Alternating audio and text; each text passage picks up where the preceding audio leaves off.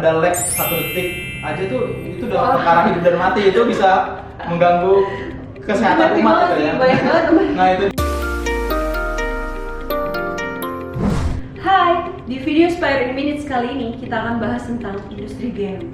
Nah, sudah ada bersama saya nih seorang konsultan yang ngakunya suka banget main game. Masih punya banyak waktu ya Anda? Ada, nggak banyak tapi ada. Boleh say hi dulu mungkin? Halo, nama saya Fananda, konsultan dari PT Spire Indonesia yang suka banget main game. Oke, nah Van, top kita hari ini kan tentang industri game dan Ervan mengaku sebagai gamer sejati. Boleh tolong dijelaskan sedikit nggak kayak landscape industri game selama ini gimana sih? Overall kalau dilihat dari platformnya, gaming itu dibagi jadi 3. Konsol yang pertama kali itu lahir dari tahun 70-an, PC tahun 80-an, dan yang terakhir dan paling baru itu di mobile tahun 2007. Dari data yang 2018 kemarin, ternyata mobile ini tuh udah sangat dominan di market share di industri gaming ini sendiri. Lebih menguasai pasar lebih dari 50%. Dan Ervan sendiri main ketiga-tiganya nggak? Merasakan tiga-tiga platform?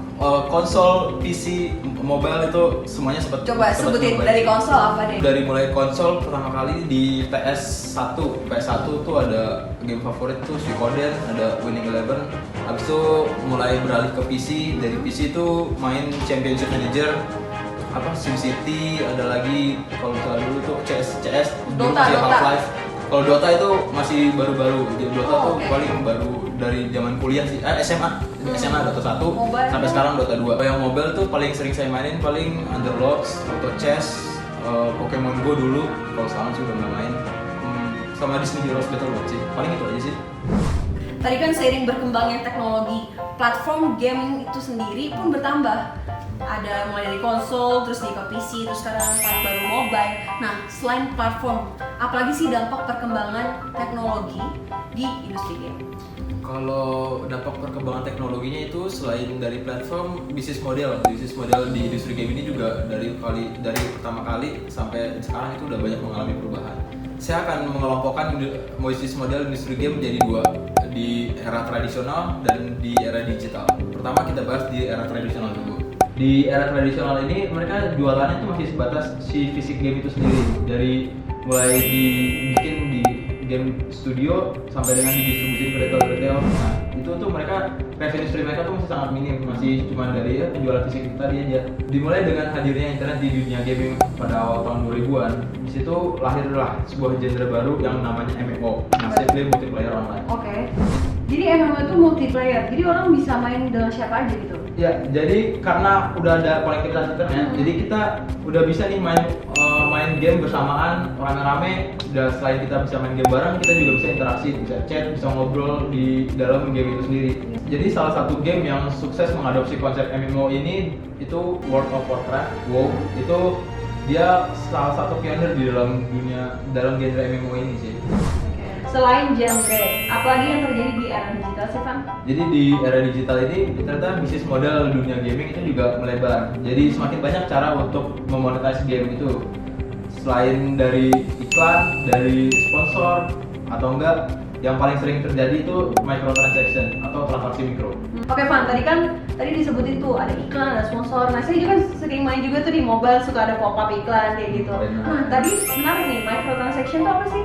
Jadi microtransaction atau transaksi mikro itu suatu istilah untuk setiap transaksi kecil yang terjadi di dalam game atau aplikasi digital. Oke, jadi contoh transaksi mikro ini paling banyak ditemuin di game-game freemium. Game-game freemium itu maksudnya gini. Jadi si developer ini mereka nawarin produk mereka, yaitu game itu sendiri secara gratis. Tapi mereka juga nawarin konten premium berbayar seperti kayak skin, senjata, battle pass gitu. Diamond juga bisa. Diamond atau stamina gitu kan biasanya itu tuh untuk membuat karakter kita jadi lebih kuat ataupun untuk sekedar meningkatkan pengalaman kita main game itu sendiri gitu. Jadi kayak lebih seru aja mungkin untuk beberapa orang. Model game freemium ini paling banyak ditemuin di mobile. Contohnya kayak Pokemon Go, PUBG, atau kalau misalnya di PC tuh kayak Fortnite, Dota, League of Legends. Mikrotransaksi ini juga jadi revenue stream terbesar untuk game-game free to play itu tadi. Salah satu mungkin. Ya sebagian besar itu ya revenue stream terbesar itu dari si mikrotransaksi ini. Kan tadi udah dijelasin dari perkembangannya dari era tradisional, terus dia ke era digital dan masuk ke internet, terus kemudian ada microtransaction. Soalnya apa nih yang kira-kira akan terjadi di industri gaming? Sekarang ini bisa dibilang lagi dalam tahap transisi arahnya ke cloud gaming, atau ada juga yang bilang gaming on demand. Cloud gaming itu jadi kita nggak perlu install atau download gamenya itu di PC atau konsol kita, semuanya kita streaming dari server si provider cloud gaming itu. Oh, menarik banget ya. Contoh provider cloud gaming. Contoh provider cloud gaming itu ada Shadow, ada NVIDIA GeForce, dan yang bentar lagi mau keluar itu ada Project X Cloud itu dari Microsoft, atau ada lagi Google Stadia. Dan ada juga provider cloud gaming lokal buatan Indonesia. Oh iya? Itu ada Skygate sama Gameku. Wih, keren banget di Indonesia. Bisnis modelnya apakah sama kayak yang era digital kemarin-kemarin itu atau gimana, Pak?